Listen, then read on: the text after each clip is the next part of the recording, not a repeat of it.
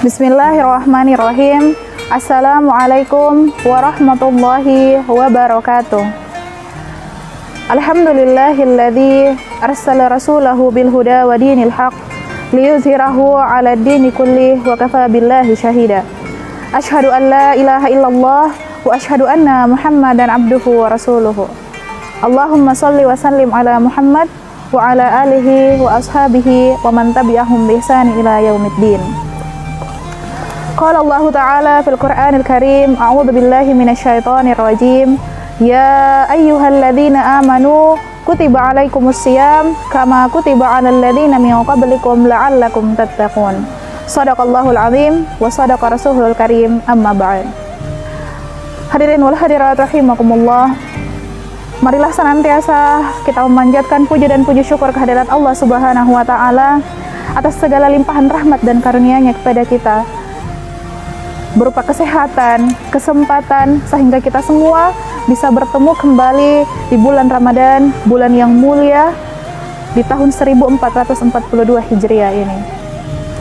Salawat dan salam semoga tetap tercurahkan kepada baginda Rasulullah Sallallahu Alaihi Wasallam yang merupakan suri tauladan wa rahmatan lil alamin.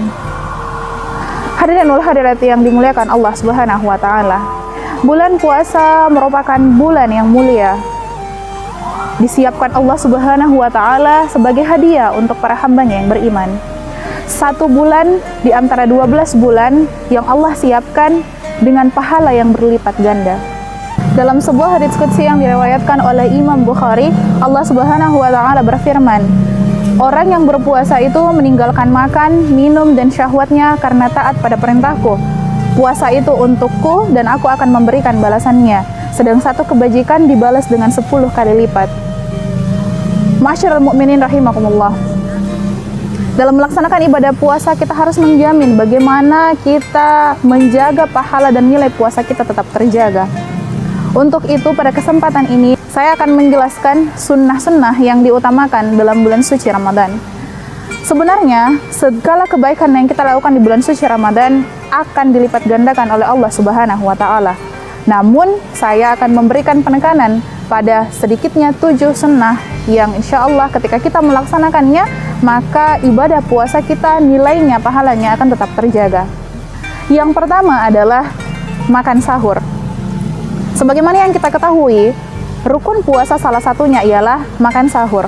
Dalam sebuah hadis, Rasulullah Shallallahu Alaihi Wasallam bersabda, makan sahurlah kalian, karena sesungguhnya pada makan sahur itu terdapat berkah.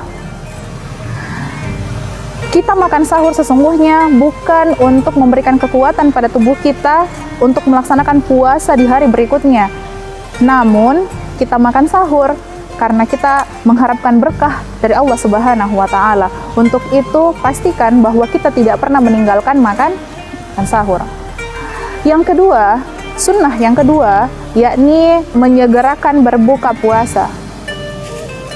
Dalam sebuah hadis Rasulullah Sallallahu Alaihi Wasallam bersabda, orang-orang itu akan tetap baik selagi dia cepat-cepat berbuka. Untuk itu, ketika sudah masuk waktu berbuka, maka hendaknya kita sebagai orang yang beriman menyegerakan dalam berbuka puasa. Lalu bagaimana berbuka puasa yang disunnahkan oleh Rasulullah Sallallahu Alaihi Wasallam?